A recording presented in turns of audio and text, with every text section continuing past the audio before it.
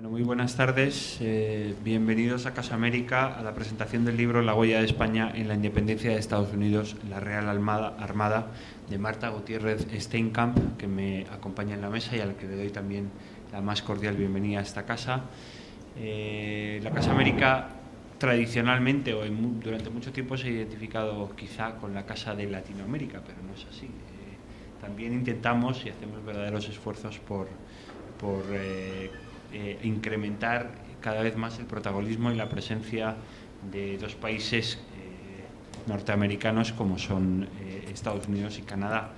Y de hecho, en la programación de este año han coincidido dos efemérides que han dado muchísimo protagonismo precisamente a Estados Unidos, como son el descubrimiento de la Florida por Ponce de León y el tercer centenario de la fundación de las misiones en California por Fray Junípero Serra.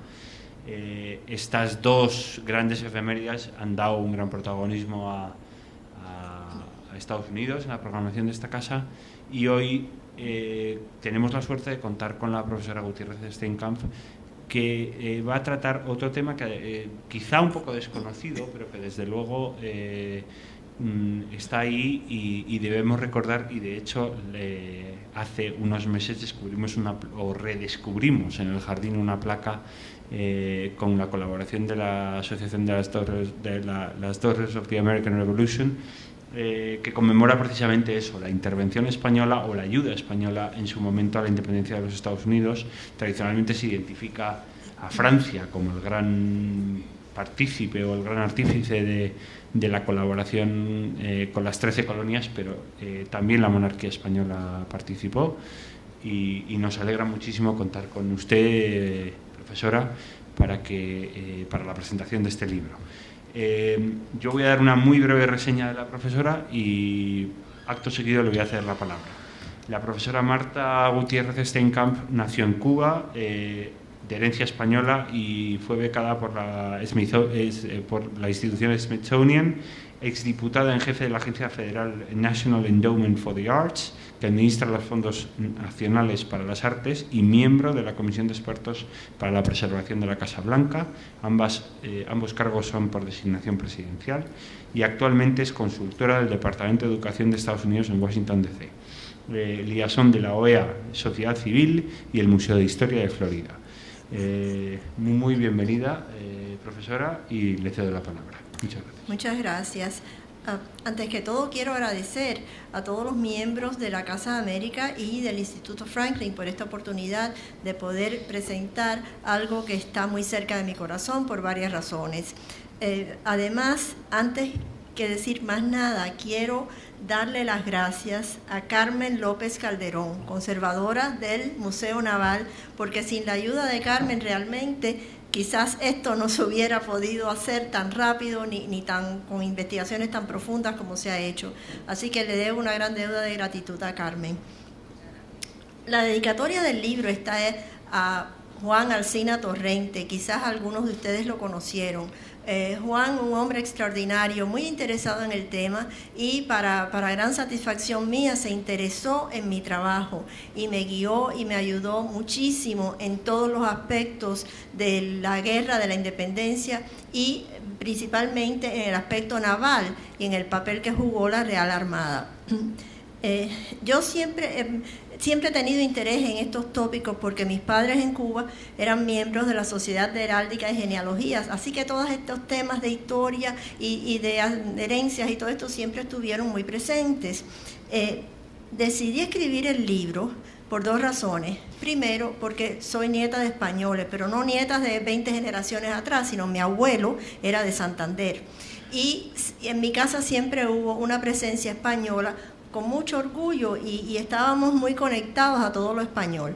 Además de eso, he ofrecido talleres de educación profesional a maestros, y me asombraba que cuando yo mencionaba este tema de que España había dado gran asistencia a la independencia de Estados Unidos, me decían, sí, ay, pues eso yo nunca lo había oído. O me decían, bueno, yo creo que usted dice eso porque como usted es española, pues le conviene. Entonces me empecé a preocupar de que esas cosas no se sabían. Y un día en una conversación con unos colegas en la biblioteca del Congreso, les hice este comentario y me dijeron, es que lo que pasa es que se han escrito algunos libros sobre el tema, pero se han escrito por profesores universitarios que los depositan en bibliotecas universitarias donde nadie va a leerlos. Tú tienes que escribir un libro para las masas, para los profesores de secundaria que puedan enseñar a sus alumnos qué es lo que ha pasado de verdad, y tienes que escribirlo en inglés y español. Pues me pareció una excelente idea. Yo dije, pues ahora mismo esto se hace.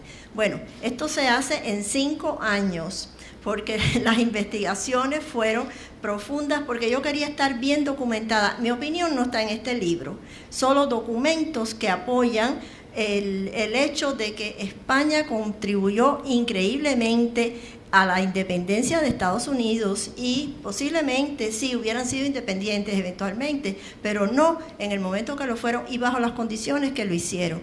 Así que esa es una de las razones por las cuales el libro está escrito de manera un poquito diferente. Quizás una de las discusiones que tuve con el editor fue que me dijo, pero no hay las notitas de la bibliografía, ¿qué pasa? Está detrás de cada capítulo. Digo, sí, porque solamente los académicos y los investigadores van a mirar esas letricas microscópicas al final de cada página a ver de dónde salió el cuento. Así que esto hay que ponerlo detrás de cada capítulo en letras grandes donde todo el mundo, si quiere, lo pueda investigar. Por otra parte, como que la Real Armada fue, Juan me lo indicó con mucha razón y yo estoy convencida, fue realmente lo que hizo posible esa independencia, esa colaboración de la Armada. Entonces, la superioridad que trae la Armada Española al conflicto, en mi modo de ver, había que presentarla bien simple y bien directa. Y esta causó también una discusión con el editor, porque me dijo, no, pero los libros que llevan números no se escriben en números, se escriben en texto. Y yo le dije, sí, pero en texto, después que tú leas 61 y 62, ya no lees más, porque eso es muy complicado para el lector averaje. Entonces, a mí se me ocurrió la idea de presentar todos los números que están en el libro como números. De manera que aquí se ve que en el año 82 España y Francia tenían 146 buques, la mayoría de España, y los ingleses 94. Eso está muy claro ahí y todo el mundo se da cuenta de la superioridad naval española. El otro punto que quería aclarar es que sí, efectivamente, Francia fue un gran aliado de las colonias americanas y que sus soldados lucharon junto a los nuestros, pero hay la tendencia a poner cosas románticas en la historia y los franceses adoran la libertad y querían ayudarnos a ser libres. No, los franceses querían tomar revancha de los ingleses porque habían perdido todas sus posiciones americanas y muchos beneficios económicos con la Guerra de los 7 años. Entonces sí, fueron valientes y nos ayudaron, pero realmente no es por ese concepto romántico de la libertad y todas estas cosas. Después pasa también que olvidamos otras cosas importantes, como es el papel que jugaron los holandeses. Sí, una marina pequeña, pero con expertos navegantes, y más importante, o casi tan importante como todo eso, es que los holandeses fueron los banqueros. Los holandeses tramitaban todas las operaciones financieras, aprobaban los préstamos de terceras partes, etcétera, etcétera. Y eso fue muy importante, sobre todo porque España en un principio hacía contribuciones clandestinas, así que había que tener un lugar por donde llevar ese dinero para que llegara a los colonos. Es cierto que España demoró algo en declararse oficialmente aliada de las colonias, pero fueron solo 6 meses. Lo que pasa es que la historia lo cuenta como si pasaron 40 años antes de que España se decidiera a declarar oficialmente la guerra contra Inglaterra. Pero desde el principio del 1700 España estaba enviando ayuda clandestina a los colonos. Las 2 razones principales que yo encontré en mi investigación por las cuales España quería demorar un poquito y pensar las cosas antes de declarar el apoyo oficial era, primero, porque tenían temor, como es lógico, que si ellos están ayudando a unos colonos contra Inglaterra, pues las colonias españolas se quieren independizar también. ¿Y qué pasa entonces? La segunda razón es que tenían temor, y bien fundado en definitiva al final, que una vez independientes, las colonias iniciaran un periodo de expansión territorial, lo que preocupaba a España, porque eso iba a tener problemas con los derechos de navegación del Mississippi, que España los controlaba. Sin embargo, tanto Francia como las colonias sabían a ciencia cierta que sin la participación de España aquello no funcionaba. Y en una de las primeras páginas del libro yo incluyo un pequeño párrafo de una carta que George Washington escribe y que dice: si los españoles unieran sus flotas a las de los franceses y comenzaran las hostilidades, mis dudas todas cesarían. Sin ellas, me temo que la Marina británica posee demasiado poder para contrarrestar los planes de Francia. Y esa es una carta que escribe George Washington al gobernador Morris. Así que inclusive George Washington, jefe de las Fuerzas Armadas de las colonias, sabía que sin la España ellos no podían conseguir la independencia. Lo que es interesante es esa fricción, esa rivalidad entre España e Inglaterra.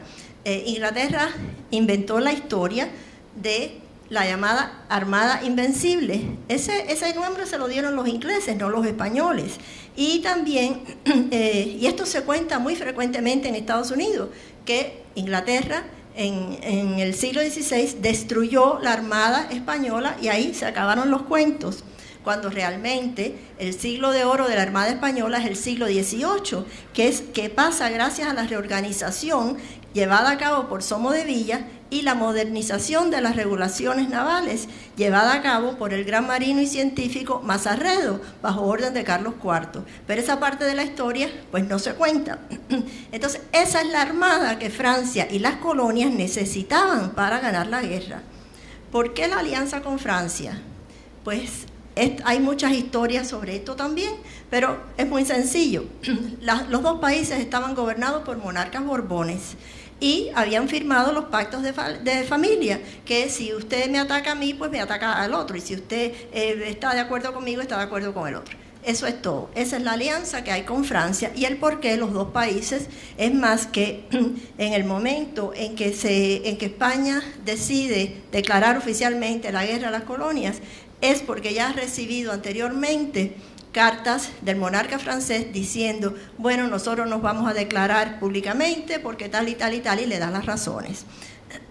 Entonces, una vez que España se unió al conflicto, se diseñó una estrategia realmente fascinante que no solo incluía batallas contra Inglaterra, sino primero que la escuadra española bloqueara de alguna manera a los buques ingleses para que no pudieran llegar a los puertos de sus colonias norteamericanas. Segundo, que había que bloquear desde Cartagena el estrecho de Gibraltar. Tercero, por orden del rey, a Barceló se le impedía la entrada de víveres en buques destinados a Gibraltar. Y esto es muy interesante porque acabo de leer en Bilbao una de las cartas de Diego de Gardoqui donde menciona que estas gestiones se están echando a andar. Y además que hacían creer a los ingleses que quizás cabía la posibilidad de que atacaran las costas inglesas. Entonces, claro, Inglaterra no tenía el poder naval suficiente para estar en 5 lugares a la vez y estar protegiendo todos sus intereses. De modo que la Armada juega un papel crítico en todo este conflicto y tenía expertos que, bueno, yo me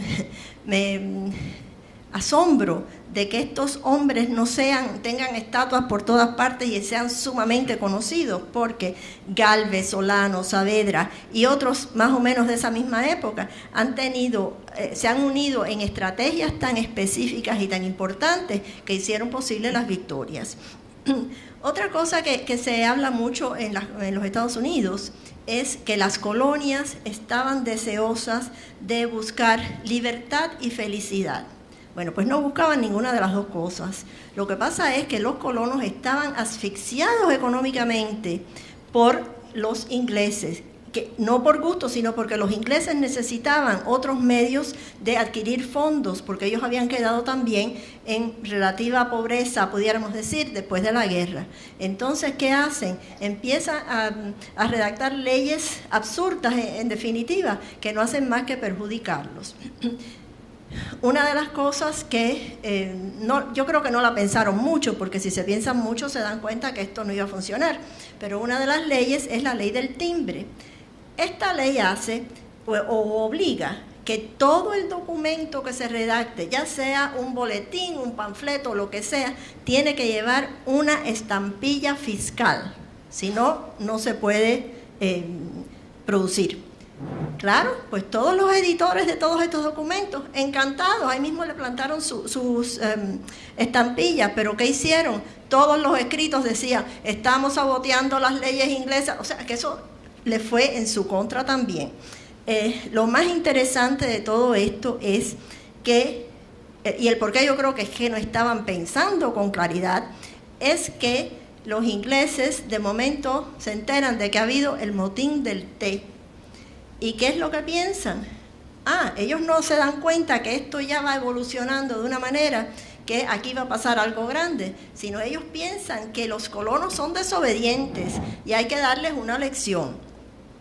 Entonces, claro, todo esto no hace más que provocar a los colonos una y otra vez más para luchar, porque en un principio no todos los colonos pedían la independencia, sino se extrañaban de que sus gobernantes, porque ellos eran ciudadanos ingleses, que sus gobernantes los trataran de esa manera y no saben el por qué. Bueno, pero ya después que pasan estas cosas, ya esa discusión de si están o no de acuerdo, ya eso se va eliminando y entonces están decidiendo que no, a esto hay que quitárselo de encima. Uno de los puntos también que no se discute mucho, por lo menos en Estados Unidos, es la cuestión de las zonas pesqueras del Atlántico, en particular la pesca del bacalao. Los vascos llegaron a controlar el comercio del bacalao, aún más cuando la Iglesia Católica dice no se puede comer carne los viernes, pues ahí hicieron la zafra, como decimos los cubanos, los vascos hicieron su zafra porque no había más que comprar bacalao. Esto transformó los mercados locales y regionales y así comenzó realmente lo que hoy llamamos la globalización. Esto requirió cambios en las ciudades, en los puertos, la construcción de muelles, todo esto para acomodar las flotas pesqueras. Y de la manera que se desarrollan todas estas situaciones, Bilbao se convierte en un centro comercial del bacalao, pero además en un centro asociado con Boston. Y todo esto viene a traer una de las familias más ilustres de Bilbao, Gardoqui Arriquíbar, al escenario. Tenían su compañía de importación y exportación y el comercio transatlántico de estos buques es lo que viene a formar un componente muy importante de la asistencia que España da a los Estados Unidos.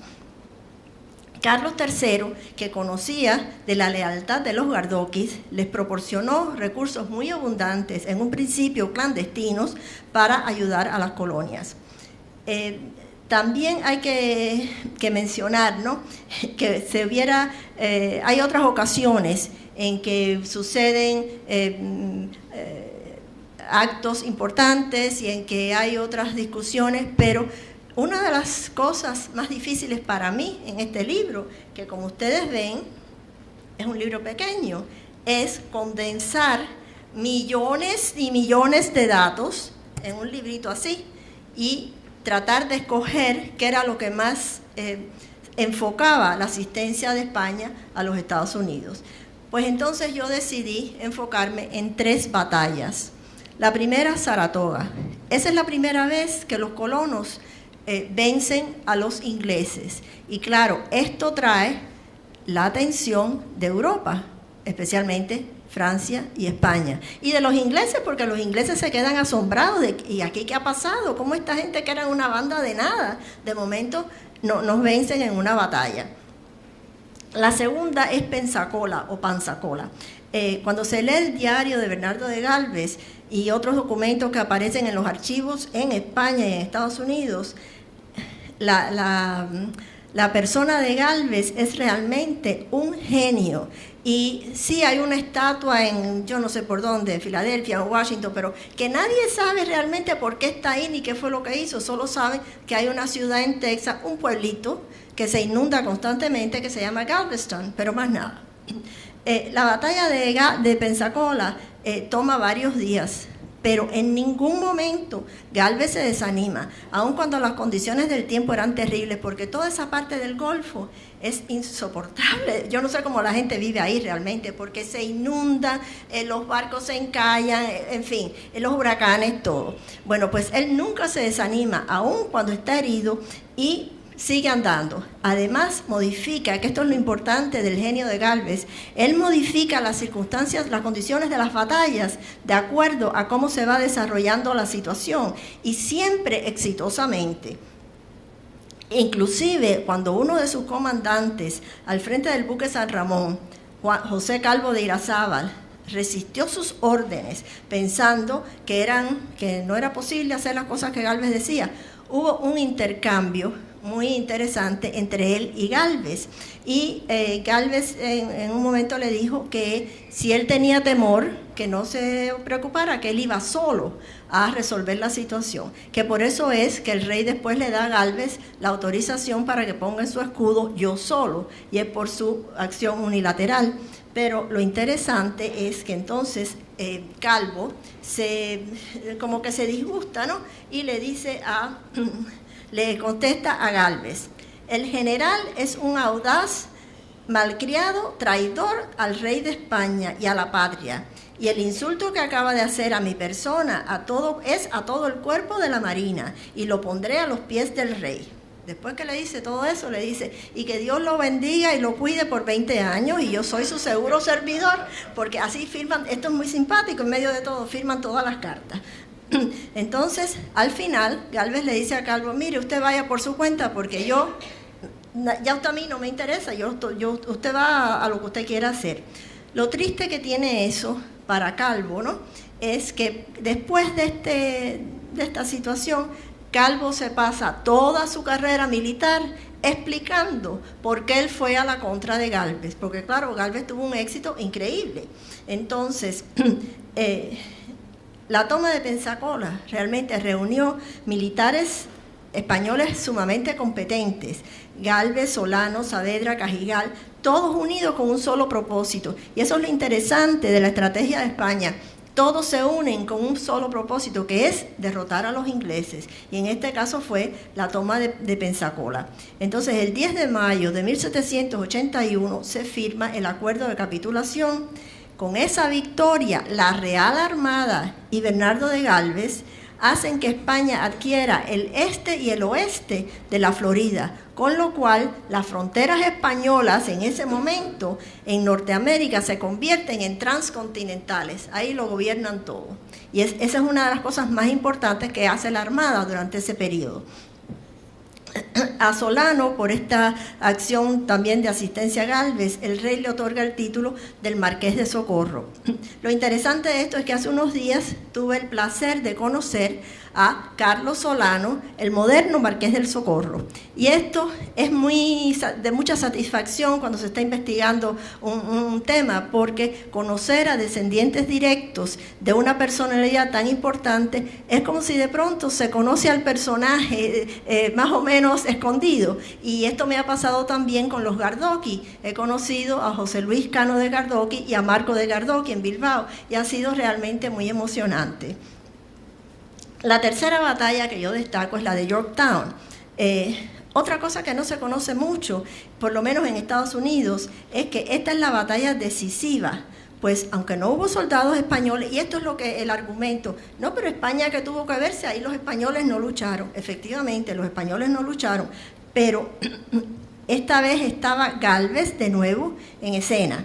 Gálvez está a cargo de las fuerzas del Caribe, pero no solamente de las fuerzas españolas, sino de las francesas. Y él es el que hace que de Grasse, vaya y establezca el bloqueo de la bahía de Chesapeake. Y eso es algo que no se conoce porque a Gálvez siempre se le asocia con Pensacola.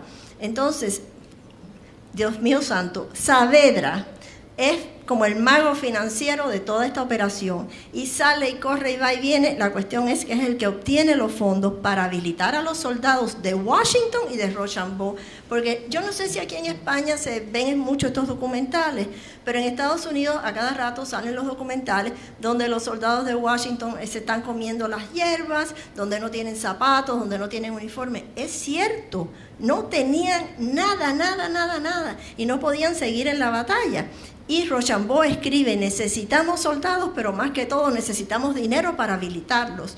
O sea, que esto fue una cosa, pero fundamental y crítica, para que los colonos pudieran ganar esa batalla que fue en definitiva la que terminó la guerra. Entonces, hay otra historia romántica, y esto es que las damas cubanas, y esto lo puedo contar yo, porque como yo soy cubana, lo puedo contar yo porque me hace mucha gracia, porque los cubanos somos muy amigos de hacer historias románticas y ponernos nosotros como que hemos salvado el mundo, pero no siempre ha sido así. Entonces, hay una historia que las damas cubanas vendieron todas sus joyas por millones de pesos para salvar la guerra de independencia. Bueno, pues esto no es cierto tampoco. Se hizo, gracias a Saavedra, inmediatamente José de Gálvez, que era el ministro de Hacienda en ese momento, autorizó que se recaudaran los fondos. Y Saavedra, yo no sé si en ese momento tenía una nave espacial o qué era lo que tenía, pero iba de un lado a otro con una rapidez increíble. Y en La Habana se logró el préstamo de fondos para financiar esta operación. Una sola mujer prestó 80.000 reales al 2% de interés. Así que las joyas y todo esto, eso es un cuento como para una novela, pero eso no pasó nunca. El que hace una investigación muy exhaustiva sobre este tema de las joyas y las ventas es Tomás Chávez, en su libro sobre el tema. Y él fue a Cuba y en los archivos de La Habana él encontró todos los nombres, y en el libro me dio autorización para que yo los incluyera, todos los nombres de las personas que prestaron dinero, cuánto prestaron y a qué porcentaje lo prestaron. Así que ahí termina la historia de las damas cubanas y sus joyas. Cuando el propio de Grasse en su diario se lee que él dice que si no hubiera sido por las acciones de Saavedra y Gálvez y el dinero que vino autorizado por España, porque esta es la cosa, España siempre autoriza todos los dineros y los colonos pedían, pero bueno, como si aquello no tuviera fondo. Todo ese dinero lo autoriza España, a través de del rey, por supuesto, y a través de sus ministros. Entonces, hay una ocasión muy simpática en que la Real Armada, que tenía todas estas responsabilidades, es importante en muchos aspectos, porque la Real Armada también está encargada de hacer todas las defensas de las costas, de todas las posesiones, pero además de realizar levantamientos cartográficos de todas las costas y de expediciones científicas como la de Malaspina, que iba acompañado de Mazarredo. Es que es una serie de personajes tan y tan importantes que todos coinciden con estar en la Real Armada, que es una cosa realmente fascinante. Inclusive al que no le interese la historia, pero le interesan los barcos y le interesan las cosas navales, pues es interesante conocer todo esto. Al final, no se ha podido hasta ahora determinar con certeza la contribución total de España a la guerra. Las razones son muchas, una de las cuales es los cambios de moneda. Hoy se usaba el real, mañana el maravedí, después el peso, en fin, un cambio de moneda constante y países que usaban monedas diferentes, además de regalos de los gobiernos. Por ejemplo, muchas veces, sobre todo al principio, en las subvenciones que se le daban a Gardoqui para los colonos, se ponía en los archivos de Hacienda, por gastos del Tesoro Real. Bueno, pues el Tesoro Real lo compra todo, desde esto que va para los colonos hasta los zapatos del rey o la escoba con que se barre, o sea que nadie sabía esto qué cosa era. Y esa es una de las dificultades. los buques de la Armada, el costo del mantenimiento y la reparación de los buques de la Armada en esos momentos se ha estimado en aproximadamente 6 millones de reales por buque, dependiendo de la clase de buque, porque eran de distintas categorías.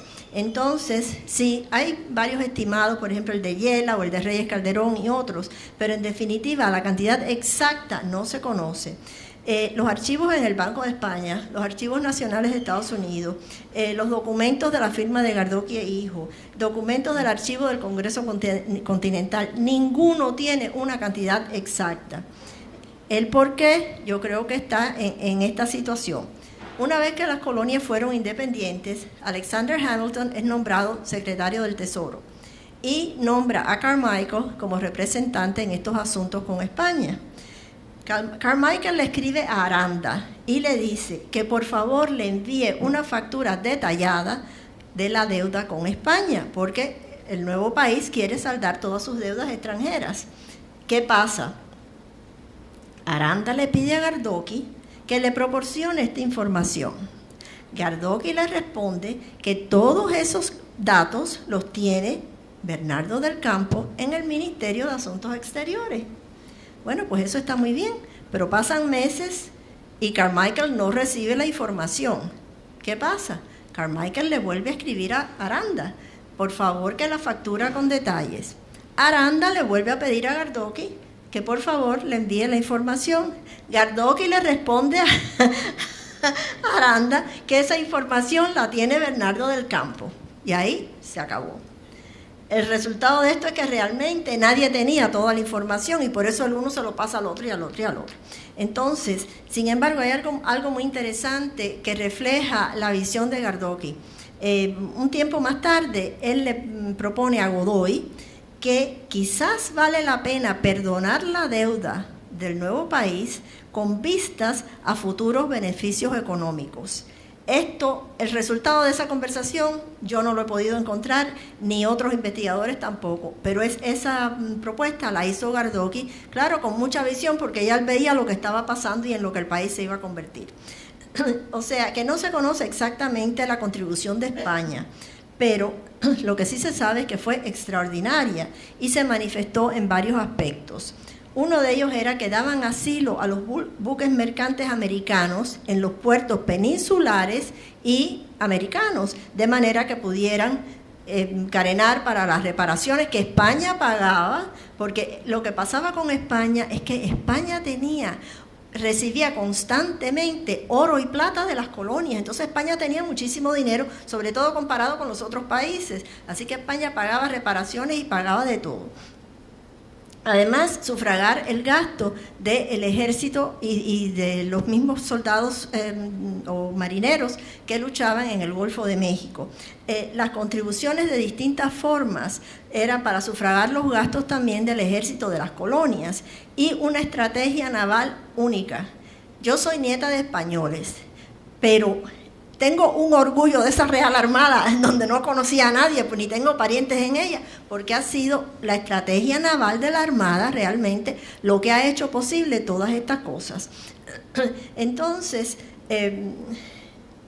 hay momentos en que yo pienso que España necesita un director del mercadeo, porque hay que publicar todas estas cosas y hay que hacerlas saber, no dado el periodo en que tienen lugar. Lo que pase ahora o lo que ha pasado y lo que se sabe o no se sabe, no, pero en ese periodo España realmente se distinguió, pero tantísimo, y se le debe tanto. Y yo soy ciudadana norteamericana y me siento muy orgullosa de serlo, pero también me siento orgullosa de saber que ese país independiente se le debe a España. Entonces, antes de la declaración de guerra de España hay cosas también simpáticas que han pasado toda la vida, pero que nos creemos que son ahora producto de la sociedad en que vivimos. John Adams va a Bilbao porque está estudiando las constituciones europeas como modelo para una constitución americana. Entonces se interesa mucho en la forma de gobierno foral de Vizcaya. Y su anfitrión es Gardoqui. Entonces John Adams le propone a Gardoqui que por favor le envíe a su esposa una serie de artículos que ella necesita. Entonces Gardoqui, que nunca cobró comisión por estos envíos, le envía a Abigail Adams tenedores, cuchillos, vasos, platos, manteles, de todo. Abigail le contesta: John, los envíos llegan y todo va muy bien, pero francamente las señoras no están interesadas en los pañuelos, así que en los próximos envíos, por favor, no me envíen más pañuelos porque no se venden. Abigail tenía su negocio aparte, aprovechándose de la posición de su esposo. O sea, que estas son cosas que han pasado en todos los tiempos. También hoy en día vemos en la televisión como los políticos de Estados Unidos, de España, de Italia, de todas partes, se acusan y se dicen horrores. Esto tampoco es nuevo. En el Congreso Continental hubo oposición a elegir a Washington como primer presidente. Eso ahora nos parece, ay, que ¿cómo puede ser eso? Pues sí, la había.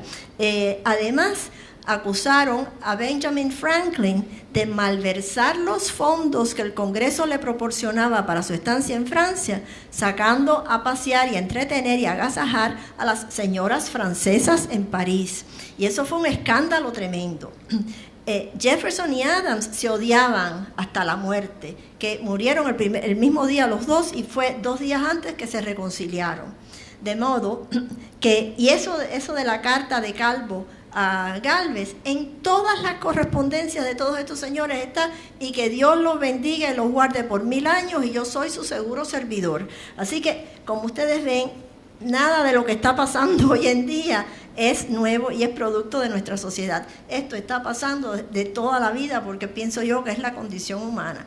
Pero lo que sí es importante, en mi opinión, es que todos los que están aquí presentes, que hablen con sus amigos, con sus socios de negocio, con todo el mundo, y se hagan el firme propósito de dar a conocer esta historia de España, que en Estados Unidos apenas se conoce y que es necesario que se conozca, porque eso puede tener también ramificaciones en el momento actual de la manera que se ve al español o a todo lo que es español. Mi esposo, que es norteamericano, siempre me dice: yo no sé por qué hay esa actitud negativa hacia todo lo que es español. O sea que eso existe, y yo creo que parte de la razón por la que existe es porque no se conoce realmente la contribución de España a lo que es lo más importante que ha pasado en Estados Unidos, que es su independencia. Entonces, me daría gusto saber que todos ustedes van como soldados mensajeros a divulgar esta información y quizás a recomendar el libro. El libro está en Amazon, pero también hay algunos libros aquí que las chicas del Instituto Franklin han traído, que lo pueden obtener también. Es importante personalmente, por el orgullo que se pueda sentir de ser español, pero también globalmente por la posición que España debe tener en el mundo hoy en día, debido a la posición que España ocupó en un momento y que proporcionó algo tan importante como es la independencia de Estados Unidos. Muchas gracias.